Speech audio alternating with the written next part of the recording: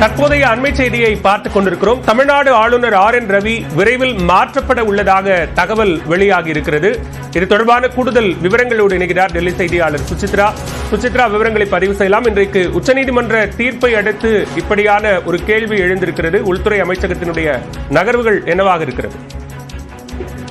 கடந்த 2021ஆம் ஆண்டு முதல் தமிழ்நாடு ஆளுநராக RN ரவி பணியில் இருந்து வரும் நிலையில் தற்பொழுது அவரை மாற்றுவதற்காக மத்திய உள்துறை அமைச்சகம் ஆலோசித்து வருவதாக முதற்கட்ட தகவலானது நமக்கு கிடைத்துள்ளது. மத்திய பிரதமர் அலுவலகமும் மத்திய உள்துறை அமைச்சகத்தினுடைய அதிகாரிகளும் தற்பொழுது ஆலோசனையில் ஈடுபட்டுள்ளதாகவும் தமிழ்நாட்டினுடைய புதிய ஆளுநராக யார் நியமனப்பட செய்யலாம் என்ற ஒரு ஆலோசனையும் அவர்கள் நடத்தி வருகிறார்கள். ஏற்கனவே இன்று தமிழ்நாடு அரசினுடைய வழக்கில் உச்சநீதிமன்றம் தீர்ப்பு வழங்கிய நிலையில் ஆளுநருக்கு எதிராக கடுமையான ஒரு கருத்துக்களை இன்று உச்சநீதிமன்றமானது தன்னுடைய தீர்ப்பில் குறிப்பிட்டுள்ளது மிக முக்கியமாக பார்க்கப்படுகிறது. மசோதாக்களுக்கு ஒப்புதல் அளிக்கும் விவகாரத்தில் ஆளுநருடைய செயல்பாடுகளை கடுமையான ஒரு விமர்சனத்திற்கு உச்சநீதிமன்றம் உள்ளாகி இருக்கும் நிலையில் அவரை மாற்றுவதற்கு மத்திய உள்துறை அமைச்சகம் முடிவு செய்ததாகவும் அடுத்த வாரம் அது தொடர்பான அதிகாரப்பூர்வ அறிவிப்புகள் வெளியாகும் என்றும் கூறப்படுகிறது.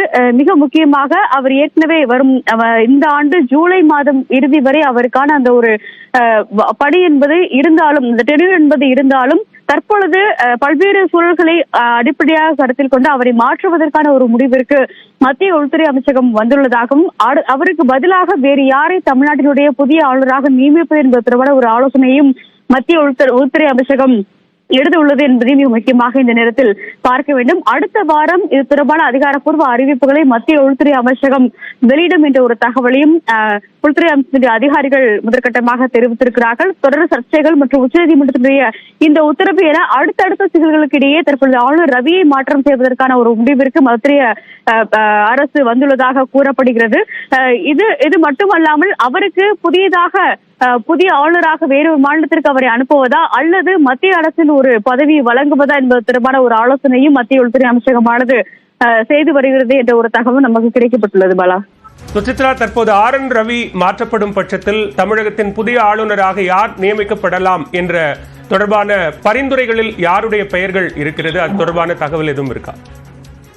பல அதிகாரப்பூர்வ பெயர்கள் என்ற எந்த ஒரு தகவலையும் மத்திய உள்துறை அமைச்சகம் வழங்கவில்லை என்றாலும் ஓய்வு பெற்ற உச்சநீதிமன்ற நீதிபதி மற்றும் ஓய்வு பெற்ற அதிகாரி ஒரு IPS அதிகாரி ஒருவர் ஆகியோரில் யாரேனும் ஒருத்தரை புதிய ஆளுநராக தமிழ்நாட்டிற்கு நியமனம் செய்யலாமா என்பது தொடர்பான ஒரு ஆலோசனையை உள்துறை அமைச்சகமானது முடுக்கிவிட்டுள்ளது. மிக முக்கியமாக அடுத்த ஆண்டு 2026ஆம் ஆண்டு தேர்தல் நடைபெற உள்ளதையும் கருத்தில் கொண்டு அதனையும் சுமூகமாக நடத்தி முடிப்பதற்கான ஒரு தோதுவான ஆளை ஆளுநராக தமிழ்நாட்டில் நியமனம் செய்வதற்கான ஒரு முடிவிற்கு மத்திய அரசாங்கமானது வந்துள்ளது. அதற்கு தேவையான அந்த பெயர் பட்டியலையும் அவர்கள் இறுதி செய்து வருவதாகவும் அதற்கான அறிவிப்புகள் என்பது விரைவில் வரும் என்ற ஒரு தகவலையும் அவர்கள் தெரிவித்துள்ளது முக்கியமாக பார்க்கப்படுகிறது.